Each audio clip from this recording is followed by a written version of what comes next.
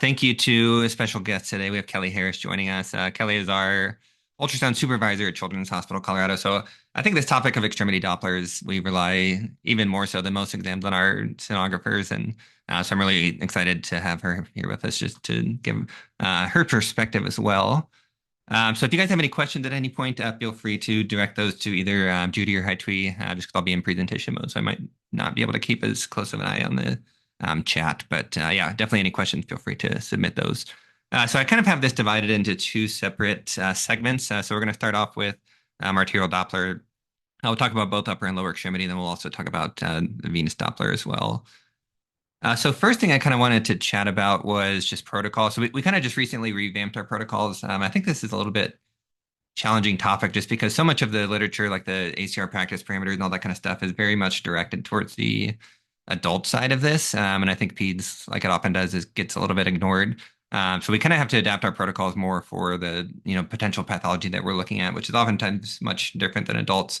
So I kind of wanted to just get your guys' thoughts on this. So this top left, this is our protocol. This one here is from the ACR practice parameter, and this one on the right is from this is the ACR kind of accreditation. So if you submit exams for accreditation, these are all the things you have to include.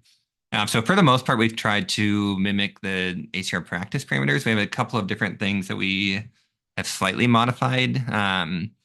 One thing is that they suggest getting the popliteal artery both above and below the knee. I'm not totally sure I understand why they suggest that. We only get one evaluation of the popliteal artery. I don't know if you guys do anything differently. And then they also kind of say it's optional to do some of the other vasculature. So the more proximal, so the common external iliacs, and then more distally below the knee. I would say we do include the external iliac just because, kids that are getting, cath lab or whatever, it seems like, including the external iliac is beneficial in some cases. These more distal ones, I think it's very rare to never that we include those. I'm curious what your guys' thoughts are on if your protocol is, similar, if you guys have dramatic differences or what your kind of thoughts are on that.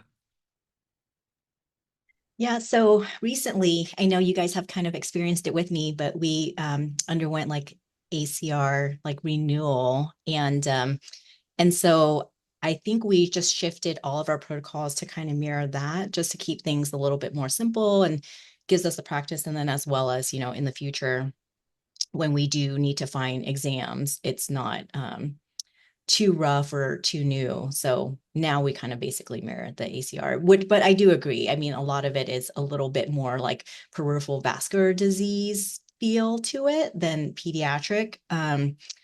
But we kind of include all.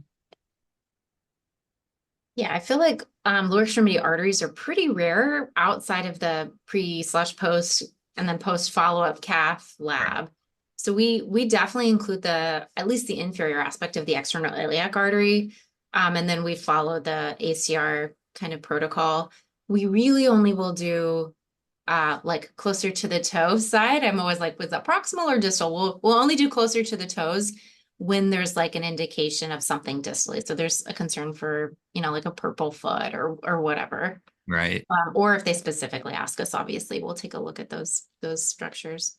Yeah. Yeah. We kind of have this vague reference, say like they may be examined when clinically indicated, but yeah, we don't routinely include them. And yeah, like you said, for the ACR accreditation, you do have to include all that stuff. And I think for us, like, and it also says you have to do a bilateral exam. I think it's pretty uncommon for us to do bilateral lower extremity arterial. It's usually a more focused exam. So I think for us, what we ended up doing is you can get emergency use exceptions for, I think if you do it below a certain volume. So I think for us, we ended up not necessarily submitting the lower extremity arterial, but just kind of, again, highlighting the fact that, a lot of this is designed more towards adults and then the peds side gets left out a lot of the times. And then for upper extremity, I think it's probably a little bit more straightforward. So the practice parameters say just subclavian, axillary, and brachial. We do include the innominate or brachiocephalic, which they say is optional. Then same thing, like they say you can do the radial and ulnar and the more distal arteries if it's clinically appropriate. I think, again, it's very rare for us to ever do those forearm arteries. Are you guys ever doing those routinely or just similar to that, just kind of optionally? Just optionally. I feel like anecdotally we have more A lines in the upper extremities than the lower extremities. And so we probably go peripherally more often on the upper extremity compared to closer to the fingers side of the artery. More often uppers than lowers. Right. And then worksheets. So Judy very nicely provided us with these Extremity worksheets. So these are uploaded to the SPR Exchange website. If anybody wants to download those for your personal use, you can use this QR code here. So I just wanted to kind of show an example of this. And then I also wanted to share with you guys that I know we talked about in a prior session about the digitizing worksheets rather than having the sonographer scan them in. So we were able to implement that relatively easily. There's a software package that we kind of already had available to us. It's called Captureware, which seems to be working pretty well for the most part. So Kelly took on the brunt of actually designing and implementing a lot of these. But basically, they are available on most of the computers, and the sonographers can go in and they can just draw on here like whatever color and shape and whatever depiction of whatever they're trying to show, and then they can type in their notes down here. Kelly, do you want to chat a little bit about kind of what that implementation process was like, and kind of just a general experience of what the sonographers, if they like it so far, and kind of that piece of it? Yeah, of course. So we actually had this program we weren't aware of at first, so it was pretty easy to get it going to start with. We met with the application specialist in our IT team, and he helped walk us through how to create these through our program. We use Altamont, and it's electron. We used to scan our paper worksheets in, which the team did not really love, mostly because it took a lot of extra time and only certain computers had the scanners. So they've really liked just the how accessible these worksheets are. It's a lot quicker for them to fill out, and it does help for follow-ups knowing the clot. So we really just took a PDF document and then created an electronic worksheet from there. I will say though, the sonographers have really enjoyed having this option, and it's kind of fun to be able to go in and color on it. And they're able to put bandages and different limitations, which I think is really helpful for the radiologist to know, what we were encountering up there and, why we didn't get maybe certain areas. Hallie, will you say the name of that software again? I'm sorry. I'm like gonna take notes for my text. Yeah, it's called Altamont. It is, let me see if I can get the Altamont. Yeah, and I thought it was going to be like a big ask. Like I thought they were going to have to buy a special license and all this stuff, but thankfully, like we already had it as part of the software package, and basically like this couple weeks it was available, and thanks to Kelly's hard work of getting it actually all like into our system. I think it does take some manual. But on the prior page, I didn't include the PHI, but it actually communicates with Epic as well. So like you type in the patient's MRN, and then it pulls all the date of birth and accession and all that other detail into the top of the worksheet that I've cut off here. But so it does, I think, communicate pretty well with Epic, and kind of pulling all that information in there too. Awesome. I feel like especially for, oh, go ahead, Tweed. Oh, sorry. Just briefly, what was it associated with, or what package? Do you know? Like, so then I can always look to you if we accidentally have it. Yeah, I don't know. Basically, I emailed our IT people and I was like, "Can we buy this software?" And they were like, "Oh, we already have it." So I don't know much more detail beyond that, but I'm happy to kind of put you in touch with them and help facilitate that if you guys are interested. Yeah, I feel like especially for extremity vascular studies, like they could be in the arm, the neck, maybe not the neck. I have some landmarks to help me there, but I'm like super dependent on their labeling. Right. And I feel like these worksheets, especially for the follow-up studies, are for me and hopefully the next sonographer, super helpful. So we have similar love-hate relationships with our DICOM scanner. So it would be super, I think this is a fantastic idea.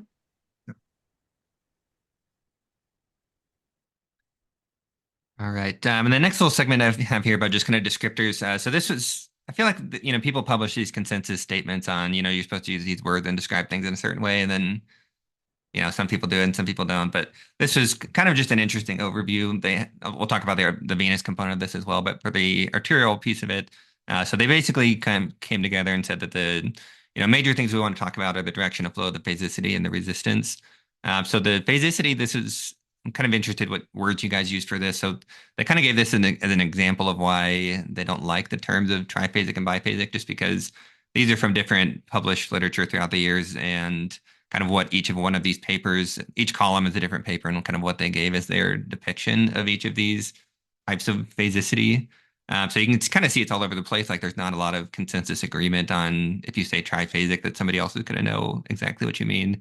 And then likewise for biphasic, like some of these waveforms are much different from one another. So they basically made the argument that we should use multiphasic as a more all-encompassing term rather than saying either triphasic or biphasic. And then that's if it crosses what they call the zero flow baseline with both forward and reverse components. We call that multiphasic. Then monophasic if it doesn't cross the baseline. Have you guys adopted that? Do you guys still use triphasic or biphasic, or do you just what are your thoughts on this? I was still using triphasic, biphasic, monophasic, but I can see how the biphasic and monophasic can be challenging sometimes. But yeah, I'm more than happy to change over to multiphasic. That makes my life a little bit easier. Maybe I shouldn't admit this, but I have only ever used phasicity when it relates to venous structures, like especially portal venous and hepatic venous wave flows. I just talk about arterial. What does the upstroke look like? And then diastolic, like, depending what I'm trying to describe. I don't think I've ever used the phasic word for arteries. Maybe I'm learning with this one too. Yeah, I mean, I think it's a fair argument. Like, doesn't necessarily, like I said before, like a lot of the pathology that we're looking at in kids is much different than on the adult side with, you know, stenosis and plaque and all that kind of stuff. So, maybe it's not even as applicable to make the distinction in the kind of pathology we're looking at. I honestly don't use these verbs or words all that often either. But this is kind of what they say the preferred terms are. Then directional flow, I think this is pretty intuitive. It's either, forward, reverse, to and fro, or absent. I do use words like this, just either antegrade or retrograde, just as kind of descriptors of which way the flow is going. And then resistance, I do think that we, use the words high resistance and low resistance relatively often. They do describe this intermediate resistance, which I will say I've never used that term, I don't think. Are you guys using this at all, or do you guys just describe more broadly with high or low resistance? High and low for sure. Yeah. Yeah, it seems like it's getting, at least for, like, again, for what we're seeing, I think intermediate is a little bit too in the weeds personally. Like I said, I don't think I've ever used that word in a dictation. And as far as the normal waveforms, one of the key points I think to keep in mind is that, the descriptors, those are just that, they're just descriptors. They're not assigning normal or abnormal. So to know what's normal or abnormal, you have to really think about, what vessel you're looking at and what it's supposed to look like. So, the monophasic and multiphasic or whatever, those, could be normal or abnormal just depending on where you're looking at.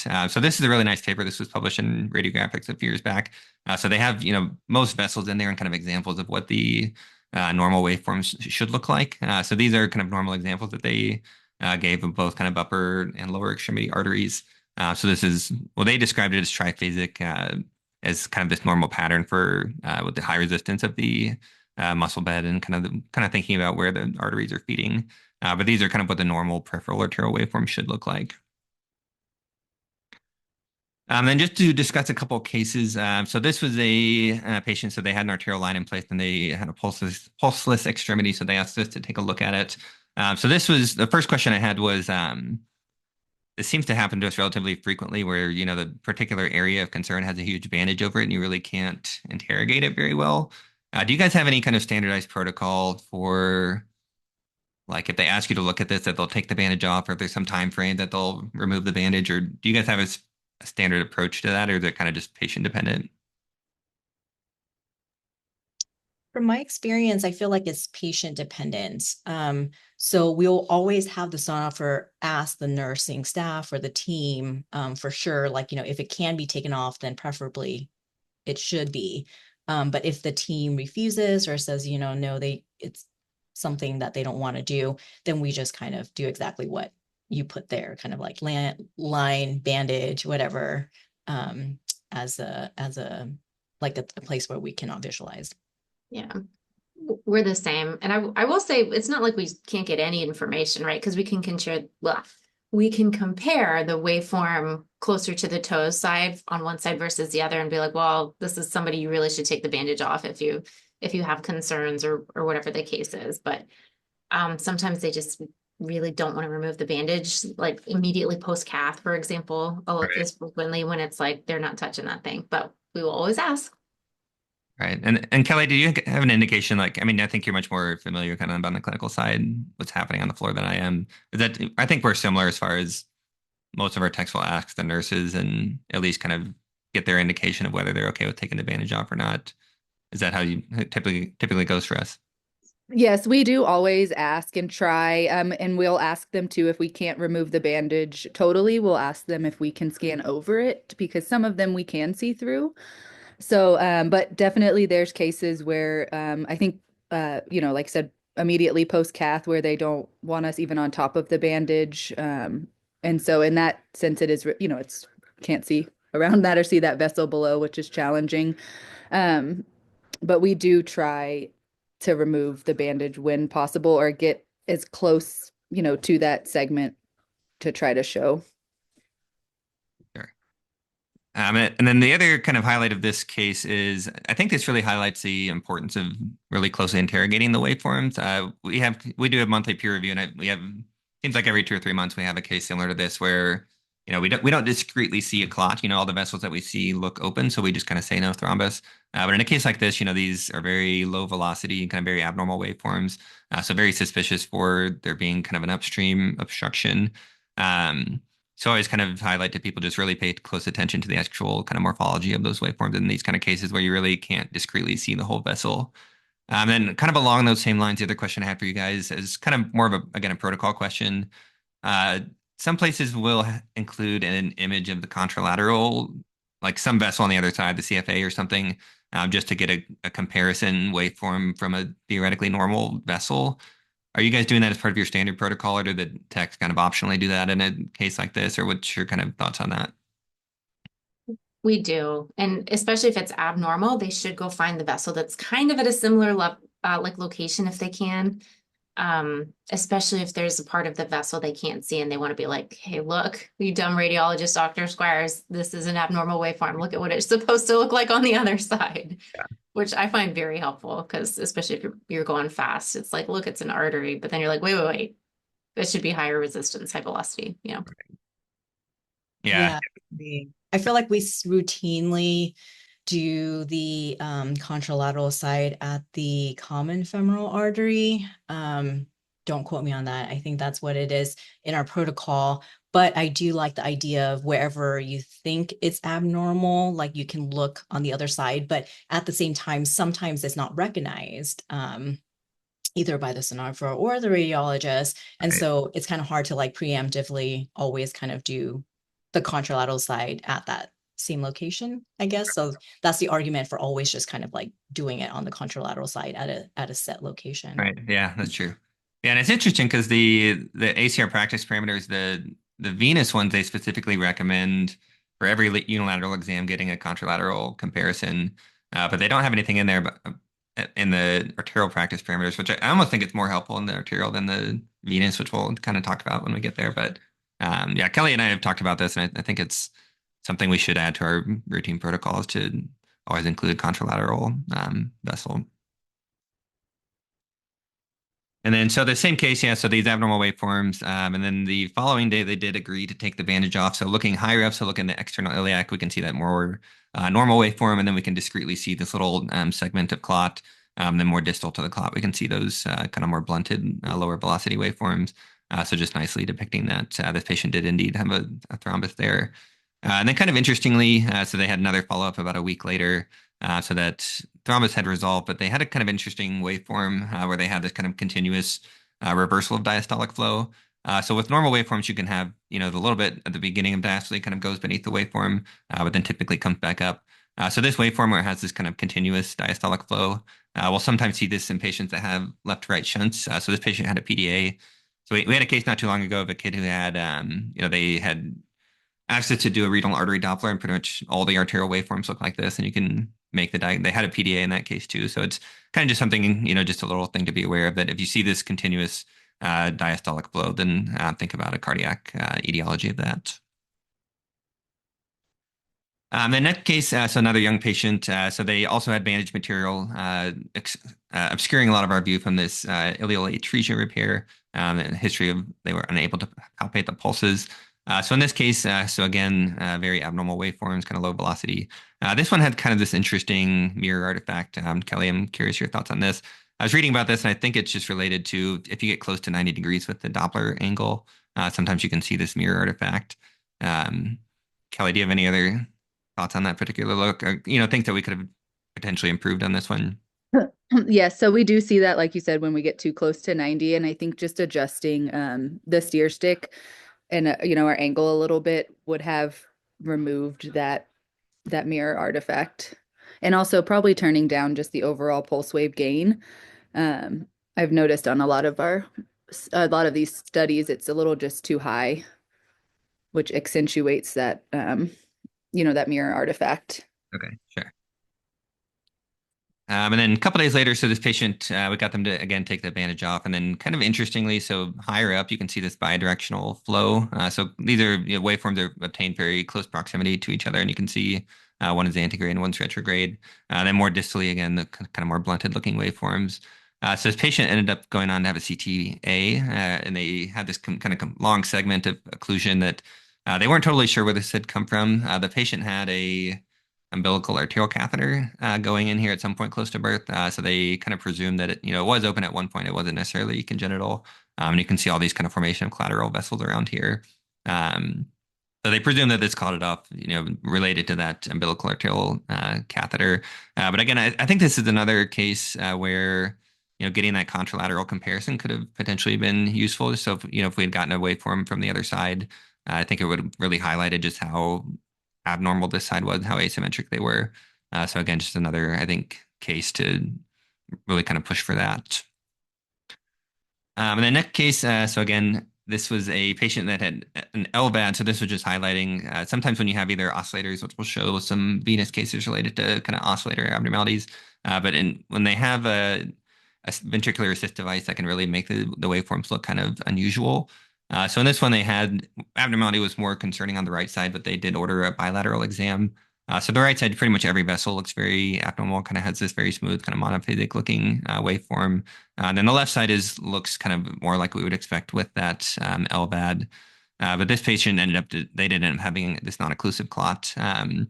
So again, just kind of highlighting the difference in the asymmetry and how valuable that kind of comparison can be.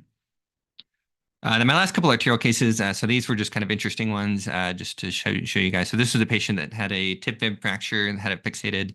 They came in with pain and swelling.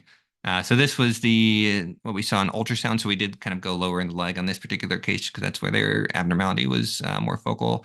So we can see this kind of anechoic thing right next to the PTA.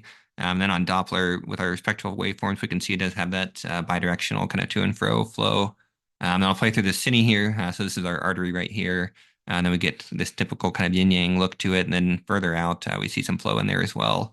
So this was a patient that had a post-traumatic pseudoaneurysm that then subsequently ruptured. You can see all this kind of blood and hemorrhage even further out from where the actual pseudoaneurysm is. And then another very similar case. So this patient had a gunshot wound to the foot, and then they came in a month later with a pulsatile mass on the dorsum of the foot. So you can see all this soft tissue swelling in here, all these kind of fracture fragments in here. Then looking through here, so again, very typical look for a pseudoaneurysm where at the neck of it, you can see that bidirectional flow. Then I'll play through the cine here. So you can see some of these fractures in here. You can see all this blood and hemorrhage. Then you can see the discrete kind of initial part of the pseudoaneurysm that kind of ruptured. And then my last arterial case before we move on to the venous stuff. So this was a patient, young patient, came in with absent pulses after line removal. So one of the questions that was submitted in the registration was if we have any suggestion for neonatal imaging.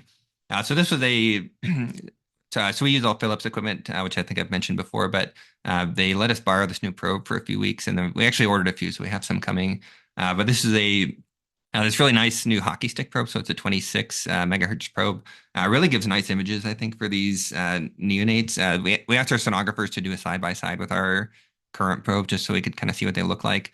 This was with the current, the 15 hockey stick. You can see this is not super pretty. You can see there's not really any flow in there, but it's hard to actually make out the clot versus this one. You can really see it quite nicely. Kelly, I wanted to see if you might be willing to chat a little bit about just any other tips or tricks for imaging these neonates that have, super tiny vessels and kind of how we can optimize those.